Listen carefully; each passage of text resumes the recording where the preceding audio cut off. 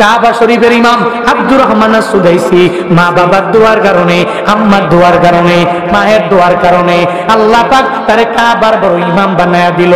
কত বড় ইমাম হয়ে গেল, প্রায় 39 বছর লাগায় একটানা কাবার বড় ইমাম। এখনো পর্যন্ত ওই কাবাতে যারা তিলাওয়াত করে, ওই হুজুরের তিলাওয়াতে এত মজা, যেই তিলাওয়াত শুনলে চোখের পানি ধরে রাখা যায় না। ফজরে পড়লে মজা লাগে, মাগরিবে এশায় পড়লে বড্ড মজা লাগে। হঠাৎ করে সাংবাদিক একদিন যায় জিজ্ঞাসা করলো, ও ইমাম সাহেব, এত বড় ইমাম আপনি কেমনে হয়ে গেলেন? আল্লাহ আপনার কণ্ঠে তো নূর দিয়া দিল, খালি মজা লাগে মজা লাগে মজা লাগে, কেমনে হয়ে গেলেন? বলে আমার ইলমের পাওয়ারে হই নাই, আমার আমলের পাওয়ারে না, আমার কোন পাওয়ার দিয়া কামালিয়াতের মাধ্যমে হই নাই। আল্লাহ পাক আমার মায়ের দোয়ার বদৌলতে আমারে কাবার বড় ইমাম বানায়া দিয়েছে। সুবহানাল্লাহ। সাংবাদিকেরা বলেন, ও আব্দুর রহমান আস-সুদাইসি, বলো কেমনে তুমি কাবার বড় ইমাম হয়ে গেল? সঙ্গে সঙ্গে ঘটনা বলতে লাগলেন, আমার বাড়ি মক্কাতেও না, বাড়ি আমার মদিনায়ও না, আল কাসিম শহরের মধ্যে আমার বাড়ি।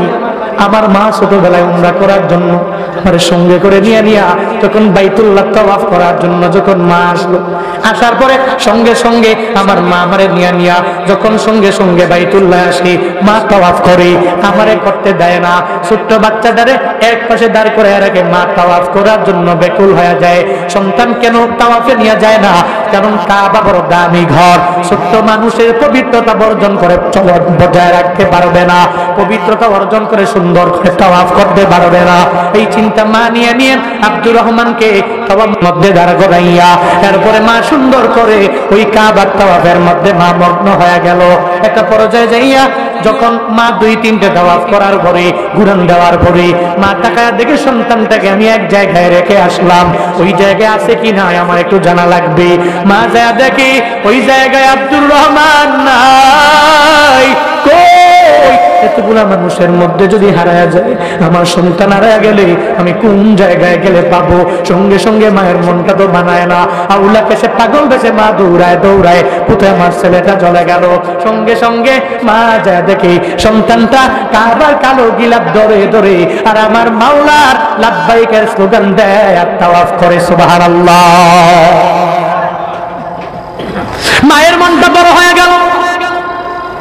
সন্তানটারে জিজ্ঞাসা করে, এই সন্তান, তুমি কাবার গিলাপ ধরে ধরে কেন আসবা? এটার পবিত্রতা বজায় রেখে তুমি চলতে পারবা না। সন্তানটারে ধমক দিয়ে মা বানিয়ে চলে গেল। সন্তানটারে মাযহাবের এক সাইডে রেখে মা সঙ্গে সঙ্গে আবার তাওয়াফ করার জন্য বেকুল হয়ে পড়লো। 2টা ঘুরান দিল, আবার যাওয়ার পরে দেখে যে সন্তানটারে এক জায়গায় দাঁড় করে রাখে আসলাম, ওই জায়গায় সন্তানটা নাই। আবার মা তো জানে সন্তানটা আমার কাবার প্রতি এত পরিমাণে দুর্বল হয়ে গেল, আমার এই সন্তানটা কোথায় গেল? এই ব্যাপারে মায়ের বার্তাও না আছে। সঙ্গে সঙ্গে যায় দেখি এই সন্তানটা ওই কাবার বড় পাগল, ওই কাবার গিলাপ ধরে ধরে সন্তানটা সঙ্গে সঙ্গে তাওয়াফের জন্য নিজের মক্ত বানায় নিল। মা যা বলে, সন্তান রে, এই কাবায় কেন বারবার তুমি আসো? তোমার মাথার এক সাইডে আমি দাঁড় করে রাখি, কিন্তু এটাকে জিয়ারা করার জন্য, তুমি একটু ঘুরানোর জন্য কেন বারবার এটারে ধরো? সন্তান রে, এই ঘর দামি ঘর, তার পবিত্রতা বজায় রেখে তুমি চলতে পারবা না। সঙ্গে সঙ্গে বলে, মা, এই দুনিয়াতে আমি কতগুলা ঘর আমি আমার নিজের জীবনে দেখলাম, কিন্তু মা রে, এই ঘরের মতো এত সুন্দর ঘর আমি কোথাও দেখলাম না। এই ঘরের জন্য এই মানুষগুলো এত পরিমাণে পাগল হয়ে যায়। এই মানুষগুলোকে কেউ আদেশ দেয় না, কেউ নিষেধ করে না। এখানে আসলে হিন্দু আর মুসলমান 2 দলের মাঝে বিন্দু মাত্র পরিমাণ কোনো পার্থক্য নাই। বাংলাদেশের এমপি গেলে যেই দাম, মন্ত্রী গেলে একই পরিমাণে দাম।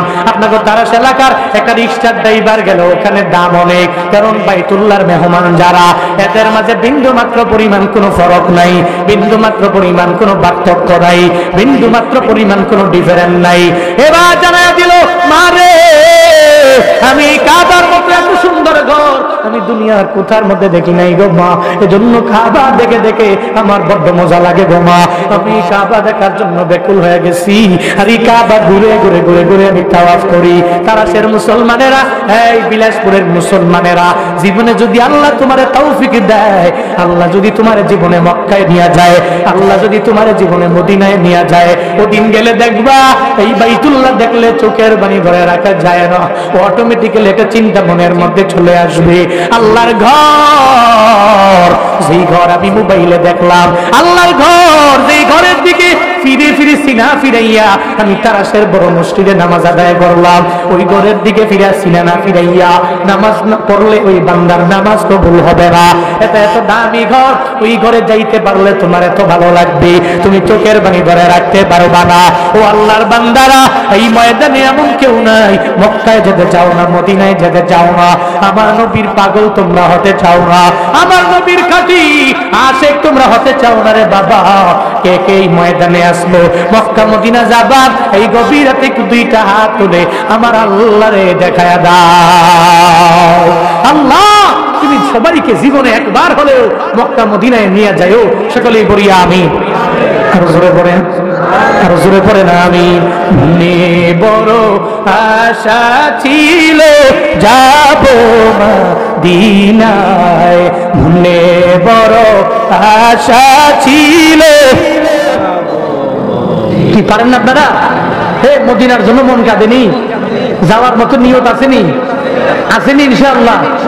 লাখ টাকা কোটি টাকার মালিক, টাকা পড়ে দিয়েছে ব্যাংকে, 70 বছর 60 বছর হয়ে গেছে, এখনো মক্কা মদিনায় যেতে পারে নাই। কপাল খারাপ, বদনসিব, কপালে নাই, ভাগ্যে নাই, যেতে পারে না। আর একজন গরিব মানুষ, আর একজন ব্যক্তি বলছে, কিরে তুমি এত বারবার মদিনার পাগল কেন? ভাই মদিনা যাইতে পারলে আমার মনটা বড় হয়ে যেত। যা, আমি তোর দিয়ে দিলাম, তোর ব্যবস্থা আমি করলাম, যা তুই মক্কায় যা, তুই মদিনায় যা, টাকার মালিক না, এরপর আল্লাহ নিয়ে যায়। এটা টাকার বাহাদুরি চলে না, এখানে কবুলিয়াত লাগে, ঠিক কিনা? একটু মন থেকে বলেন। মনে বড় আশা ছিল মদিনায়, মনে বড় আশা ছিল, সালাম আমি করব গিয়ে, সালাম আমি নবীর রোজায়, মনে বড় আশা ছিল। সবাই সবাই মনে বড় যাব মদিনায়, রূপ সাগর পারি দিব, নাই কো আমার তোরি পাখি নয় তো উড়ে যাব, ডানাতে ভর করি, রূপ সাগর পারি দিব, নাই কো আমার তোরি পাখি নয় তো উড়ে, ডানাতে ভর করি, আমার আশায় আছি সম্বল নাই, আশায় আছি করি কি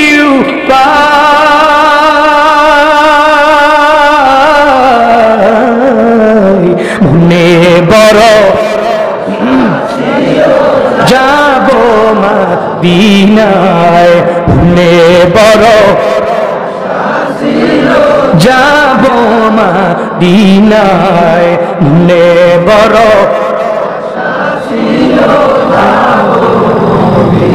সালাম আমি করব গিয়ে, সালাম আমি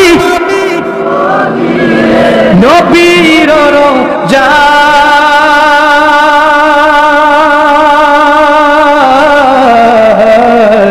মনে বড় যাব মদিনায়, মনে বড় আশা ছিল, মনে বড় আশা ছিল। আল্লাহ জীবনে একবার হলেও তুমি মক্কা মদিনা জিয়ারতের জন্য প্রত্যেককে কবুল করিও। জোরে পড়ে না আমিন, মন থেকে পড়ে না আমিন। আল্লাহ যারা গিয়েছে এদেরকে তুমি বারবার তোমার ঘরের মেহমান তুমি বানাও, পড়ে না আমিন। আব্দুর রহমান সুদাইসি বলে, মা এই ঘরটা দেখলে খালি ভালোই লাগে, এই জন্য তুমি আমার মাথা ফের এক সাইডে দাঁড় করে রাখলেও ঘরের প্রতি অটোমেটিক একটা মায়া জাগে, আমি দৌড়ে আসি আর এই ঘরের দিকে তাকায়া এটাকে ধরে ধরে তাওয়াফ করতে আমার বড্ড মজা লাগে। মা আল্লাহর দরবারে জানায়া দেয়, ও দয়ার মালিক, আমার সন্তানটাই বাইতুল্লাহ নাকি বড় ভালো লাগে, বড় মজা লাগে, দেখলেই নাকি অটোমেটিক শান্তি লাগে। সঙ্গে সঙ্গে মা সন্তানের কথা শুনে সন্তানের মাথার উপরে একটা হাত রাখলো আর একটা হাত সুন্দর করে ওই কাবার কালো গিলাফের মধ্যে রেখে রেখে আল্লাহর দরবারে আবদার জানায়, আল্লাহ গো, আমার বাড়ি মক্কাতেও না, আমার বাড়ি মদিনায়ও না, আমার আল কাসিম শহরে বাড়ি, আমি আমার সন্তানটাকে নিয়ে তাওয়াফ করার জন্য, উমরা করার জন্য এই বাইতুল্লাহে চলে আসলাম। আল্লাহ গো, আমি জানি জানি জানি জানি তুমি কোশ্চিন কালেও মায়ের দোয়া খালি ফিরে যাও না। আমি জানি আমি কুরাইশ বংশের না হতে পারি, আমার বাড়ি মক্কায় না হতে পারে, আমার বাড়ি মদিনায় না হতে পারে, কিন্তু আল্লাহ তুমি তো মায়ের দোয়াগুলো ফিরাইয়া দাও না। আমি মন থেকে আমার এই সন্তানের মাথার উপরে একটা হাত রেখে দিলাম আর একটা হাত বাইতুল্লাহর কালো গিলাফের মধ্যে দিয়ে দিলাম। ও আল্লাহ, আমি মায়ের দোয়ার বদৌলতে কি আমার সন্তানটাকে এই কাবার বড় ইমাম বানায় দেওয়া যায় না? আব্দুর রহমান সুদাইসি বলেন, ও সাংবাদিকেরা, আমার কামালিয়াত না, এটা আমার বুজুর্গি না, আমার ইলমের পাওয়ার না, আমার হিলমের পাওয়ার না, আমার আমলের পাওয়ার না, বরং আমার মায়ের দুয়ার বদৌলতে আল্লাহ আমারে কাবার বড় ইমাম বানায়া দিলেন। বান্দারে, তোমার মায়ের দোয়া করতে দেরি আমার মাওলা আরশে আজিম পর্যন্ত বসতে দেরি হবে না। ওই মা যদি আবার বদদোয়াও করে আরশে মুআল্লা পর্যন্ত বসতে দেরি হবে না। আজকে থেকে তুমি নিয়ত করে নাও, ওই মা বাবার সাথে বেয়াদবি করবা না, অন্যায় করবা না, কোনো অপরাধ করবা না। আজকে তুমি তো 20 বছর পর্যন্ত তোমার আচরণটা ভালো, হঠাৎ করে আচরণটা কেমন জানি হয়ে গেল। মায়ের সাথে ভালো করে তুমি ডাক দাও না, বাবারে তুমি ভালো করে ডাক দাও না। ও তারাশের যুবকেরা, ও বিলাসপুরের যুবকেরা, আজকে থেকে মনোযোগের কান লাগায় শুনিও। বাড়িতে যাইও, মা যদি দুনিয়া আল্লাহ বাঁচার আগে ওই মার কাছে যাইয়া বলবা, মা তোমার দোয়া ছাড়া আমি দুনিয়াতে কিছু করতে পারবো না, মা তোমার দোয়া ছাড়া আমি কিয়ামতের ময়দানেও জান্নাত পাবো না। মা রে, তুমি আমার জন্য একটু দোয়া করে দাও। ওই মায়ের দোয়া নিয়ে তুই আগাইও, আল্লাহ তোর এত পরিমাণে দামি বানায় দিবে, আল্লাহ তোরে তোর মনের বাসনা পূরণ করে দিবে। আল্লাহ পাক এজন্যই তো নিজেই জানিয়ে দিলেন, বান্দারে, 1 নম্বরে ইবাদত আমি মাওলার করবি। আমি রবের ইবাদত যখন শেষ হয়ে যাবে, মসজিদ থেকে যখন ঘরের মধ্যে যাবি, তোর মা বাবার খেদমতে লিপ্ত হয়ে যাবি। আনিশ কুরুলি ওয়ালি ওয়ালিদাই, 1 নম্বরে আমি মাওলার শুকর আদায় তুই করবি। 2 নম্বরে মা বাবার খেদমতে নিজেরা লিপ্ত বানায় নিবি। তবে সাবধান রে বান্দা, বুড়ো হয়ে যাওয়ার পরে ওই মায়ের সাথে উফ শব্দটা তুই ব্যবহার করবি না।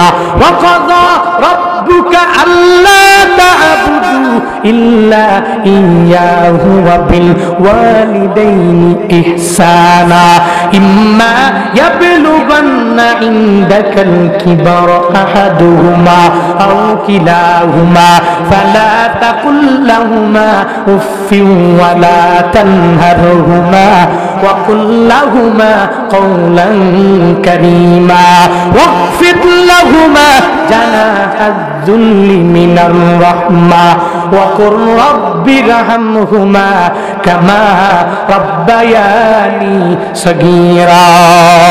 الله পাক জানায় দিলেন, হে নবী, হে আপনার উম্মতেরই আপনি পরিপূর্ণ নসিহত করবেন, এদের উপদেশ দিয়ে দিবেন। আপনার রব এদেরকে এক আল্লাহর ইবাদত করার জন্য আদেশ দিয়েছে। আল্লাহ ছাড়া দুনিয়ার কোন ব্যক্তির পায়ের মধ্যে এরা সিজদা দিবে না, কোনো শিরক করবে না, আল্লাহর সাথে কাউকে শরীক লাগাবে না। 1 নম্বরে আমার মাওলার গুণ কীর্তন করবে, ওই রবের জন্য পরিপূর্ণ হয়ে যাবে। সঙ্গে সঙ্গে রবের কুদরতি পায়ে সিজদা দিবে। 1 নম্বরে রবের ইবাদত করবে। ওয়াবিল ওয়ালিদাইনি ইহসানা, 2 নম্বরে আব্বা আম্মার সাথে ইহসানের সাথে ভালো ব্যবহার করবে। ইম্মা ইয়াবলুগান্না ইনদাকাল কিবার, যদি ওই মা বাবা বার্ধক্যে উপনীত যদি হয়ে যায়, আহাদুহুমা আও কিলাহুমা, তাদের দুইজনের একজন অথবা দুইজন যদি একটু বৃদ্ধ হয়ে যায়, ফালা তাকুল্লাহুমা উফফিন ওয়ালা তানহারহুমা। হ্যাঁ নবী, আপনার উম্মতের আপনি বলেন এই সন্তানেরা তাদের মা বাবা বৃদ্ধা হয়ে যাওয়ার পরে এরা কশিন করে উফ শব্দটা ব্যবহার করবে না, এদেরকে দমক দিয়ে কোনো কথা এরা বলবে না, এদের সাথে এমন পরিমাণে ইহসান করবে। ইহসানের ব্যাখ্যা কি জানেননি? তাফসীর ইবনে কাসির ইহসানের ব্যাপারে ব্যাখ্যা দেওয়া হলো, ইহসান হলো এমন এক জিনিস যেই ইহসান হলো আপনাকে একজনের দিল কম কিন্তু আপনি মায়া করে তাই দিয়ে দিলেন বেশি, শুকরগুজার নিজেকে বানানোর জন্য তারে আপনি দিয়ে দিলেন বেশি। আপনার মা বাবা যদি ছোটবেলায় আপনারে সুন্দর করে খাওয়াইতে যদি না পারে, আপনাকে যদি খাবার চুবর দিতে না পারে, আপনি আপনার মা বাবা বৃদ্ধ হয়ে যাওয়ার পরে আপনি যদি মনে করেন আমার আব্বা আম্মা তো ছোটবেলায় আমারে দেয় নাই, আমি তারে কেন দিয়ে দিব, মা বাবা যতটুকু দিতে পেরেছে এর চাইতে বেশি আপনার দেওয়া লাগবে, এর মানে হলো ইহসান। আর আল্লাহ পাক মা বাবার সাথে এই ইহসান করার ব্যাপারে আদেশ দিয়ে দিলেন। আল্লাহ পাক বলেন ওয়াকুল্লাহুমা কওলান কারীমা, এই মানুষেরা চলার পথে ওই মা বাবার সাথে কওলান কারীমা আয় কওলান লাইয়িনান সাহালা, আল্লাহ পাক বলেন এমন কথা তুমি বলো যে কথাগুলো পরিপূর্ণ সহজ হয়ে যাবে। সহজ কথাগুলো তোমার মায়ের সাথে তুমি বলো, সহজ কথাগুলো তোমার বাবার সাথে বলো, কোনো কঠিন কথা বলে মা বাবার মনে আঘাত দেওয়ার দরকার নাই। আব্বা আম্মা তারাশে থাকে, তুমি সিরাজগঞ্জে শহরের মধ্যে থাকো, আব্বা আম্মা গ্রামে থাকে, তুমি ঢাকার জমিনে থাকো, তোমার তো অনেক পরিমাণে শুদ্ধ ভাষাভাষী মানুষের সাথে মেশা হয়, সুন্দর করে তুমি কথাও বলতে জানো। বাবা রে, তুমি গ্রামে আসার পরে ওই আব্বা আম্মার সাথে তুমি শুদ্ধ করে বলার দরকার নাই। মা যেমনে বলে তুমি মায়ের সাথে এভাবেই বলবা, মা যেভাবে বলতে পারে এভাবেই মাকে বোঝানোর জন্য তুমি বলবা। মায়ের সাথে ইংলিশে টকিং করার দরকার নাই। মা যদি আরবি না জানে আরবিতে মায়ের সাথে কথা বলার দরকার নাই।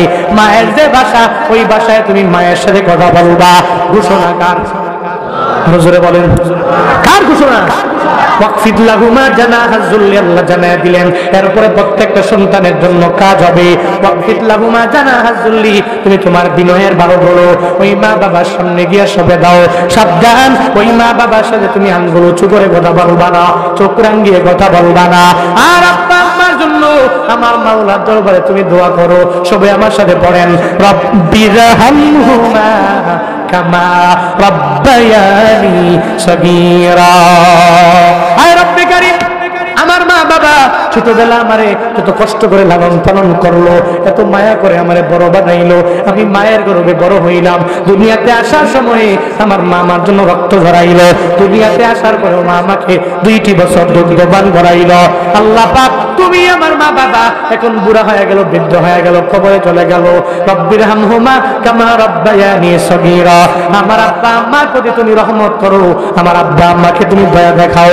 যদি কবরস্থ হয়ে যায় তুমি জান্নাতের বাগান বানায়া দাও, আর যদি কবরস্থ না হয় দুনিয়ায় যদি বেঁচে থাকি তোমার রহমত দিয়া আমার মা বাবাকে তুমি ভরপুর করে দাও, আমার মা বাবার উপরে তুমি সাকিনা দাও। এই যুবকেরা আজকের এই মাহফিল থেকে তুমি তালিম নিয়ে যাবা, যতদিন দুনিয়ার মধ্যে বাঁচবা আজকে থেকে ওয়াদা করো আমি কোশ্চিন কালেও তাদের সাথে খারাপ ব্যবহার করব না, ভালো ব্যবহার করব। এদের থেকে দোয়া নিয়ে চলবো, এদের থেকে বদদোয়া নিয়ে আমি আগাইব না।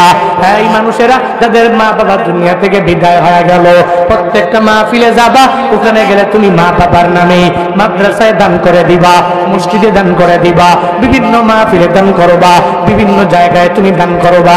বান্দারে, মা বাবার যে নেক আমলের যে লাইন আছে ওই পথটা অটোমেটিক বন্ধ হয়ে গেল। এখন তো মা ইচ্ছা করে চাইলেই কবরের মধ্যে নামাজ পড়তে পারবে না, মা চাইলেই কবরে রোজা রাখতে পারবে না, মা চাইলেই কবরে আমল করতে পারবে না। ও আল্লাহর বান্দারা, তুমি যদি মা বাবার জন্য কিছু বাঁধাও এটাই মা বাবা পাবে, মা বাবার মনটা অটোমেটিক্যালি ভরে যাবে, রুহানি ফায়েজ তুমি মা বাবার পেয়ে যাবা। কোন কোন বান্দা আছো আগের বক্তার হাতে অনেক মাদ্রাসার জন্য দিয়েছো, প্রধান বক্তার হাতে দেওয়ার জন্য তোমরা অনেকে নিয়ত করে ওয়েটিং এ থাকো। কে আছে কোনো বান্দা? একটু আগে 7 জন ছেলে পাগড়ি নিয়ে চলে গেল, যাদের সিনার মধ্যে আল্লাহ পাক 30 পারা কোরআন দিয়ে দিল। এই মাদ্রাসা উন্নত হবে, এই মাদ্রাসা আরো সুন্দর হয়ে যাবে, এই মাদ্রাসা থেকে প্রতি বছর হুফাজে কোরআনরা বের হয়ে যাবে। কোন কোন বান্দা আছো, হুজুর আমি আমার আব্বা আম্মার জন্য 500 টাকা, আমি আমার মা বাবার জন্য 1000 টাকা, আমি আমার মা বাবার জন্য 1500 টাকা, আমি আমার মা বাবার জন্য 2000 টাকা, আমি আমার মা বাবার জন্য 1 মণ 2 মণ 5 মণ ধান আল্লাহ যদি আমারে দিয়ে দেয় আমি দিয়ে দিব। আল্লাহ পাক তো দুনিয়াতে আমারে আশরাফুল মাখলুকাত করে বানাইলেন, আল্লাহ পাক আমারে তো দামি করে বানাইলেন। কুনতুম খায়রা উম্মাতিন উখরিজাত লিন-নাসি তা'মুরুনা বিল মা'রুফ ওয়া তানহাউনা আনিল মুনকার ওয়া তু'মিনুনা বিল্লাহ ওয়ালাউ আমানা আহলুল কিতাবি লাকানা খায়রান লাহুম মিনহুমুল মুমিনুনা ওয়া আকসারুহুমুল ফাসিকুন। এই যুবকেরা চিন্তা করে, কুনতুম খায়রা উম্মাহ, তোমরা শ্রেষ্ঠ জাতি আল্লাহ জানায়া দিলেন। আল্লাহ পাক তোমারে বড় মায়া করে দুনিয়াতে বানাইলেন। আল্লাহ পাক উটের শ্রেষ্ঠ মাখলুক বানাইতে পারতেন, কিন্তু আল্লাহ বানান নাই। একটা গরুরে আল্লাহ উত্তম করে বানাইতে পারতেন, কিন্তু বানান নাই। আল্লাহ পাক একটা পাহাড়ে পরিপূর্ণ শ্রেষ্ঠ জাতি বলতে পারতেন, কিন্তু বলেন নাই। আল্লাহ পাক মানুষের বানাইলেন। কুনতুম খায়রা উম্মাহ, এই মানুষেরা এত সুন্দর করে শ্রেষ্ঠ করে আমি আল্লাহ তোমাদেরকে বানাইলাম। তা'মুরুনা বিল মা'রুফ, তুমি সর্বাবস্থায় সৎ কাজের আদেশ অন্য মানুষের করবা। ওয়া তানহাউনা আনিল মুনকার, অন্যায় গর্হিত কাজ থেকে পরিপূর্ণ বিরত নিজে থাকবা, অন্য মানুষের গর্হিত কাজ থেকে দূরে রাখবা। ওয়া তু'মিনুনা বিল্লাহ, 3 নম্বরে আমার রবের প্রতি তোমরা ঈমান আনবা। শ্রেষ্ঠ জাতি হিসাবে তুমি কোনো অন্যায় অপরাধ দেখলে ওটা দেখে দেখে খিলখিলায় হাসতে পারো না। একটা অন্যায় দেখলে হয় হাত দিয়ে বাধা দেওয়া লাগবে, না হয় পা দিয়ে যায় হেঁটে বাধা দেওয়া লাগবে, না হয় জবান দিয়ে বাধা দেওয়া লাগবে। বান্দারে তুমি মুমিন হওয়ার পরে এই তোমার উপরে দায়িত্ব দুনিয়ার কোনো বান্দাগুলো অর্পণ করে নাই। এই দায়িত্ব একজন দিয়েছে, চিল্লায় বলো তার নাম। আল্লাহ পাক তোমারে আমারে দিয়েছে। একটা অন্যায় হচ্ছে, একটা অপরাধ হচ্ছে, তুমি বাধা দিবা, কারণ তুমি তো খায়রু উম্মাহ। মান রাআ মিনকুম মুনকারান ফালিয়ুগাইয়িরহু বিয়াদিহি ফাইন লাম ইস্তাতি ফাবিলিসানিহি ফাইন লাম ইস্তাতি ফাবিকলবিহি ওয়া যালিকা আযআফুল ঈমান। নবী জানিয়ে দিলেন, মান রাআ মিনকুম মুনকারান, তোমাদের মধ্যকার কোনো ব্যক্তি যদি কোনো গর্হিত খারাপ কাজ করে, কোনো খারাপ কাজ যদি করে, কোনো অশ্লীল বেহায়াপনা কাজের মধ্যে যদি লিপ্ত হয়ে যায়, তবে শুনে রাখো, মান রাআ মিনকুম মুনকারান ফালিয়ুগাইয়িরহু বিয়াদিহি, তাহলে সে যেন তার হাত দিয়া তাকে বাধা দেয়। যদি না পারে, হাত দিয়ে বাধা দিলে আক্রমণ আসার আশঙ্কা থাকতে পারে। যদি এই ভয় এদের ভিতরে থাকে, তাহলে এরা হাত দিয়ে দিবে না, এদের জবান দিয়ে এরা বাধা দিবে। নবী বলে, মিশন জানিয়ে দিলাম, তোমাদের দায়িত্ব জানিয়ে দিলাম, তোমাদের কর্তব্য জানিয়ে দিলাম। তোমরা এমন এক দায়িত্ববান হবা, তোমরা হাত দিয়ে বাধা দিবা পারো নাই, জবান দিয়ে বাধা দিবা পারো নাই, তো তুমি তোমার কল দিয়া, অন্তর দিয়া মনে মনে চিন্তা ভাবনা করবা এই এলাকা থেকে এই অপরাধটাকে কিভাবে দূরীভূত করা যায়। অন্তত পক্ষে তুমি এটা করো। নবী বলেন, ওয়াযালিকা আযআফুল ঈমান, এই কাজটা যে করে তার ঈমানটা অনেক দুর্বল, এই কারণে সে হাত দিয়ে বাধা দিতে পারে না, জবান দিয়ে পারে না, শুধু অন্তর দিয়ে চিন্তা ভাবনা করে। এরা দুর্বল, এরা দুর্বল মুমিন, এদের ঈমানের একটু দুর্বলতা আছে বলেই এরা এই কাজগুলো করতে পারে না। এই জন্য ভাইয়েরা, কোন অন্যায় যদি গ্রামে হয়, আপনি ছায়া থাকবেন, খিলখিলে হাসবেন, নাকি অন্যায়ের বাধা দিবেন? হ্যাঁ, ছায়া থাকবেন, খিলখিলে গেলে হাসবেন, করো তুমি করো। মাঝে মাঝে বলে না, তোমার কবর তোমার, আমার কবর আমার, তুমি তুমি যেটা মন সেটা করো, আমি আমার যেটা মন সেটা করবো। আমি রবের পরিচয় গেলে কবরে দিব, ধর্মের পরিচয় গেলে আমি নিজেরটা নিজে দিব, আমারটা আমার, তোমারটা তোমার না। কু আনফুসাকুম ওয়া আহলিকুম নারা, ও তারাশের মুসলমানেরা, নিজে আগুন থেকে বাঁচো।